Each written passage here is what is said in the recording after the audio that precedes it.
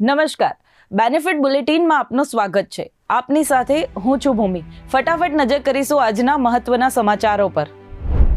દિલ્હીમાં તાજેતરમાં 71માં રાષ્ટ્રીય ફિલ્મ પુરસ્કારોની જાહેરાત કરવામાં આવી, જેમાં ગુજરાતી ફિલ્મ ઉદ્યોગ માટે એક ગૌરવશાળી ક્ષણ આવી.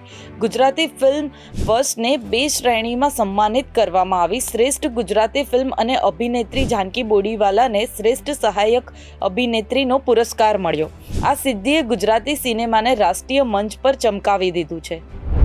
હવામાન વિભાગ મુજબ વરસાદી બ્રેકનું મુખ્ય કારણ મોન્સૂન ટ્રફનું ઉત્તર ભારત તરફ હિમાલયની તળેટીમાં ખસી જવું છે.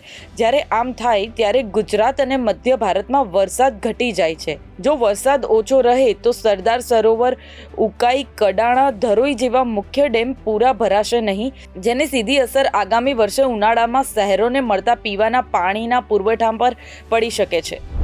ગાંધીનગરના મહિલા ડોક્ટર સાથે ડિજિટલ એરેસ્ટના કૌભાંડમાં સીઆઈડી ક્રાઇમના સાયબર ક્રાઇમ સેલે મોટી કાર્યવાહી કરી છે. આ કેસમાં વધુ 8 આરોપીઓની ધરપકડ કરવામાં આવી છે.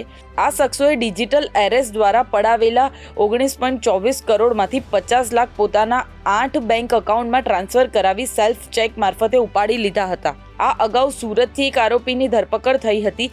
પોલીસની 3 ટીમોએ રાજકોટ, જામનગર અને અમરેલીમાંથી આ ધરપકડો કરી છે.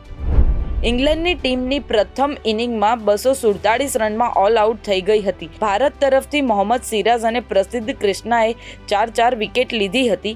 આ સાથે જ સિરાજ તેંડુલકર એન્ડરસન ટ્રોફીમાં સૌથી વધુ વિકેટ લેનાર બોલર બન્યો. તે જ સમયે પ્રસિદ્ધ ક્રિષ્ના અને જો રૂટ સાથે ઉગ્ર બોલાચાલી થઈ. આ મામલો એટલો વધી ગયો કે અમ્પાયરે દરમિયાનગીરી કરવી પડી. જમ્મુ કાશ્મીરના કુલગામમાં સુરક્ષા દળોએ એક આતંકવાદીને ઠાર માર્યો છે. કુલગામના અખલ જંગલમાં સવારથી સુરક્ષા દળ અને આતંકવાદીઓ વચ્ચે ગોળીબાર ચાલી રહ્યો હતો. આતંકવાદીઓ સામે સુરક્ષા દળના ઓપરેશનનો આ બીજો દિવસ છે. સમાચારોની નિયમિત અને સચોટ અપડેટ માટે જોડાયેલા રહો બેનિફિટ ન્યૂઝ સાથે.